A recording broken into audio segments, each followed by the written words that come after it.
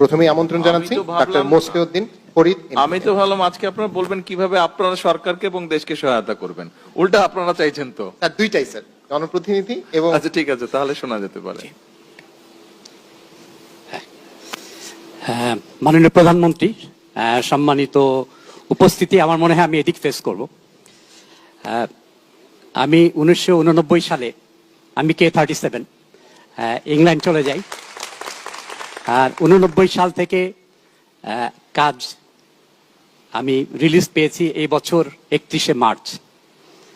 তা এতদিন ছিলাম 3 দশকের বেশি একটা উন্নত বিশ্বের স্বাস্থ্য ব্যবস্থায় কাজ করা, এবং শেষ 10 বছর সেখানে নেতৃত্ব দেওয়ার সুযোগ হয়েছে। সেটা আমাকে আজকে 4 মিনিটে বলতে বলা হয়েছে, চেষ্টা করব, জানি না ইনসাফ হবে কিনা। গত বছর 14,000 কোটি টাকা ফেরত গিয়েছে। এবছর আমাদের সরকার দ্বিগুণ করেছেন বাজেট। অতএব আমি মনে করি অর্থের কোনো কমতি নাই এখানে।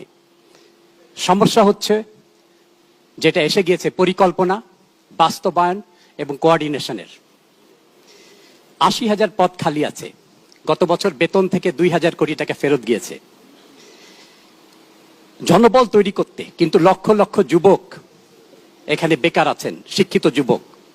পরিকল্পিতভাবে জনবল তৈরি করতে সময় লাগবে, এবং কিন্তু এখন যে জনবল আছেন, যদি স্টেক হোল্ডারদের সাথে, অনেকের সাথে আমি কথা বলেছি, যেহেতু আমি এলাকায় অনেক সময় দেই, যদি তাদের কি সমস্যা এবং কি ব্যবস্থা হলে, কি সমাধান হলে তারা এলাকায় যে থাকবেন, এবং তাহলে কিন্তু আমাদের জনবল সমস্যার সমাধান করা যেতে পারে।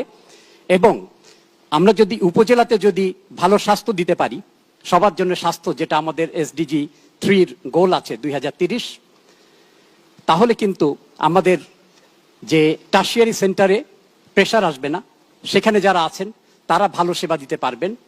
এবং আমাদের রেফারেল সিস্টেমটা, যেটার কথা হয়েছে, মাননীয় প্রধানমন্ত্রী বলেছেন, ইউকেতে আমরা দেখেছি রেফারেল সিস্টেমটা করতে পারলে, যাতে সর্দি কাশির রোগী আমাদের প্রফেসররা না দেখেন, তাহলে কিন্তু তারা এখানে ডাক্তারদেরকে যাতে ট্রেন করতে সুযোগ পাবেন।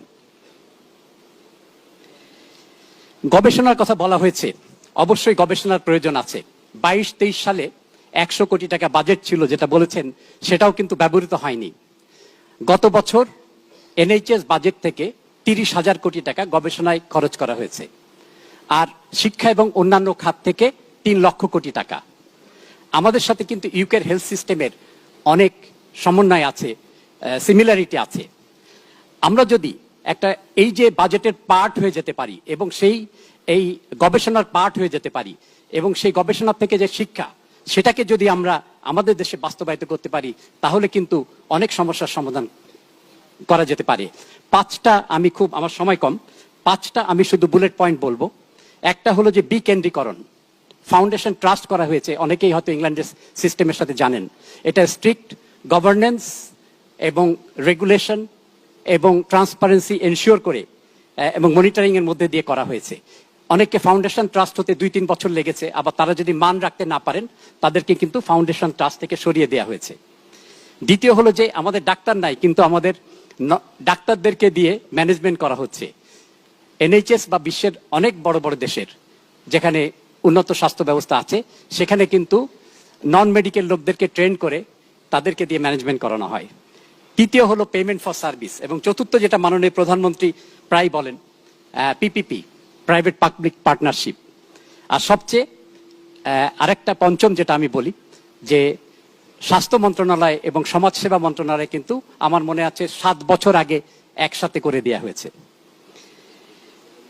আমি শেষ করে ফেলছি যে মূল সমস্যা হলো কিন্তু একটা সংগঠনের হলো জনবল। আমাদের ডাক্তারদেরকে যদি আমরা ট্রেন না করতে পারি, তাহলে কিন্তু আমরা এগিয়ে যেতে পারবো না। ট্রেনিং এর ব্যাপারে আমার 3টা প্রস্তাবনা আছে, অত্যন্ত সংক্ষেপে। আমাদের প্রায় 500 জন ডাক্তার এখন ইউকেতে কাজ করেন, ঢাকা মেডিকেলের, এবং সারা বিশ্বে হিসাব করলে কিন্তু আরো প্রায় 1000। আমাদের কাছে এদের নাম্বার, আমার এই ফোনের মধ্যে মনে ম্যাক্সিমাম নাম্বার আছে, আর অন্যান্য মেডিকেলেরও কিন্তু অনেকেই আছেন। এখানে পাইলটের কথা বলা হয়েছে। আমরা যখন জুলাই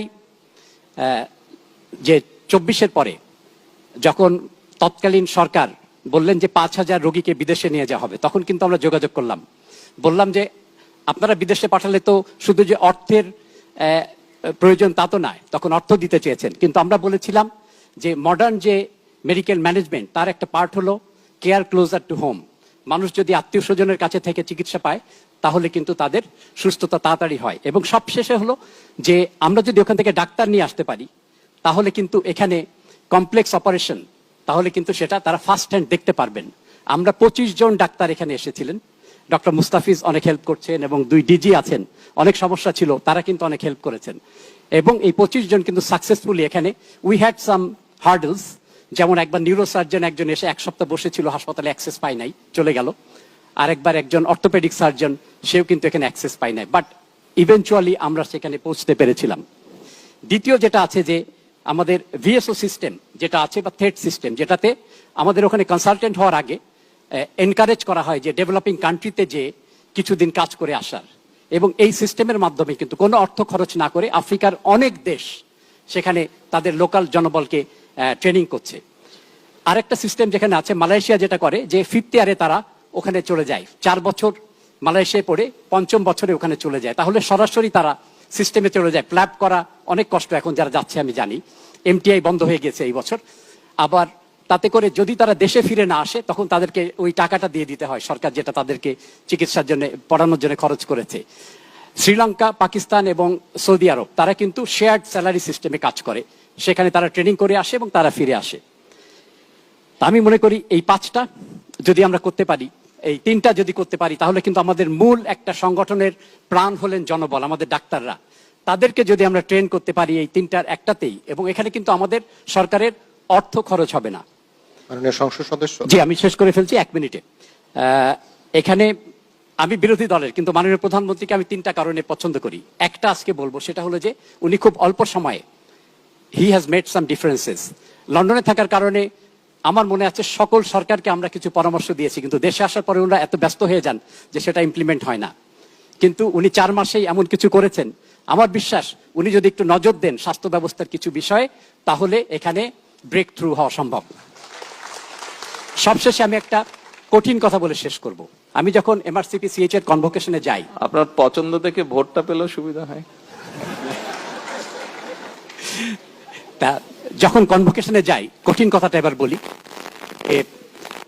তখন বলা হয়েছিল যে আমাদেরকে বলেছিলেন যে আজকে একটা টিকিট দেয়া হলো তোমাদেরকে, your learning of journeying begins, now you do what you do, you know why you do.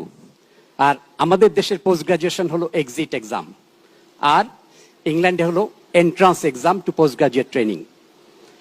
এবং আমার সৌভাগ্য হয়েছিল 2008 থেকে 12 সাল পর্যন্ত, আমি যেহেতু পিডিয়াট্রিশিয়ান, যে পিডিয়াট্রিক্সের এই পোস্ট গ্রাজুয়েট কারিকুলাম তৈরি করার, এবং শেষ 2 বছর আমি একটা সাব কমিটির চেয়ারম্যান ছিলাম। এবং 12 সালে আমাকে ইংল্যান্ডে মেডিকেল এডুকেশনের উপর এক্সিলেন্স অ্যাওয়ার্ড দেওয়া হয়। আমার থেকে পরে ওইটা জিএমসি আরো অনেক সাব স্পেশালিতে নিয়েছে। আমি যখন বসেছিলাম স্টেজে, স্বল্পতার কারণে আমরা কি একটু আমি শেষ করে দিচ্ছি 30 সেকেন্ড। আমি যখন স্টেজে বসেছিলাম তখন আমি একটু ইমোশনাল হয়ে গিয়েছিলাম, কারণ আজ এখানে এসেছি আমি 40 বছর পরে প্রায়। তখন এই ইনস্টিটিউশনের কথা মনে হয়েছিল, এখানে অনেক স্মৃতি, অনেক ইমোশন এখানে আছে। তাই আমি খুব আজকে ভালো লাগছে যে এখানে আসতে পেরেছি।